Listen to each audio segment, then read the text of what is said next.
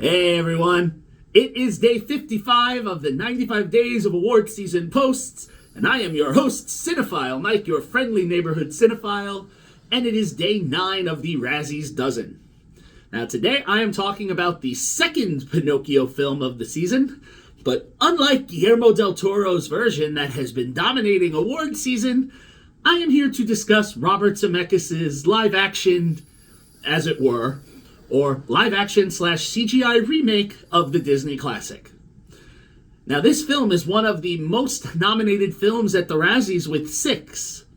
Beyond its nomination for Worst Picture and Worst Remake, Ripoff, or Sequel, it is also nominated for Worst Actor for Tom Hanks.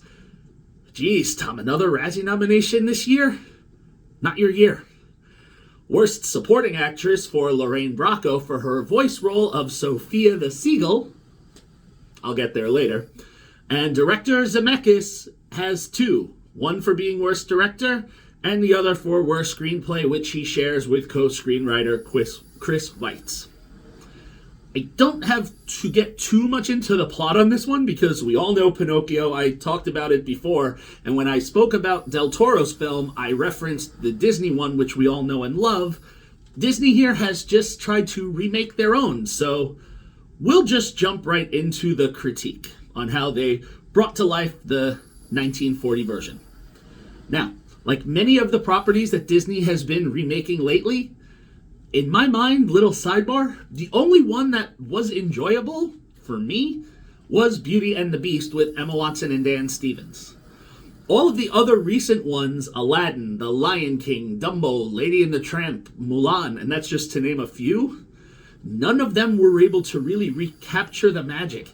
Even when they would reimagine certain plot points or subplots to engage a new, more, woke audience, it kind of fell flat, because nothing really captured the same magic as the original animated films.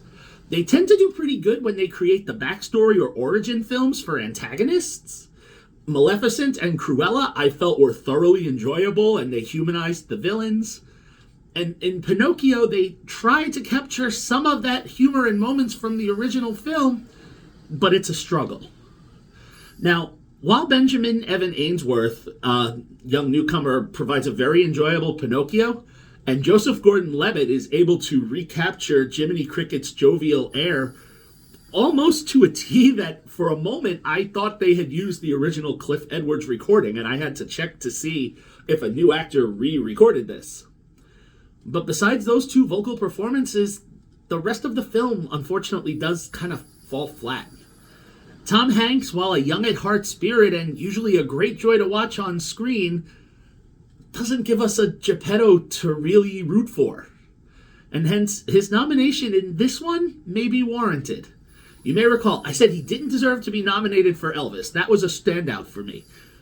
But this one, yeah. I mean, there were worse performances this season than him, but I see where the Razzie voting committee would put him here.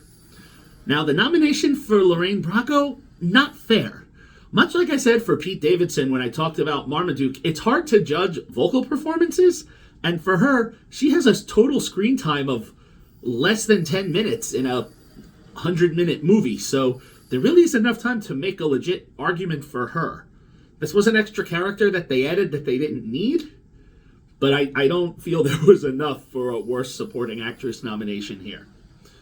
Now, unfortunately, I will agree with the Worst Remake, Ripoff, or Sequel nomination, because this film is just a blight on the original, and it breaks my heart to say that about any Disney movie, but I could not enjoy this one.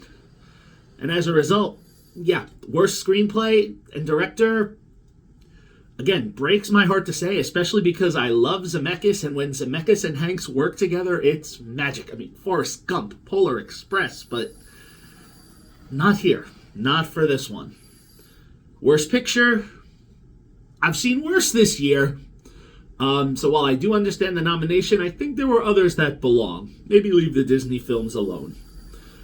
All in all, I'm not sure how many true fans would enjoy this adaptation, but a younger audience that's as not familiar with the animated version might enjoy this because it does recapture some of the animated magic, especially in Pinocchio, who has very good CGI. But I am always obviously going to recommend the original 1940 classic to this.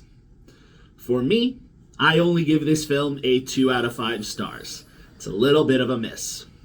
But if you are interested in catching Pinocchio and you haven't yet, you can find it streaming exclusively on Disney+. See everyone tomorrow for day 56 of the 95 Days of Award Season Posts and day 10 of the Razzies Dozen.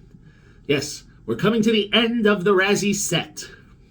Until then, this is Cinephile Mike saying, take a break and watch something new.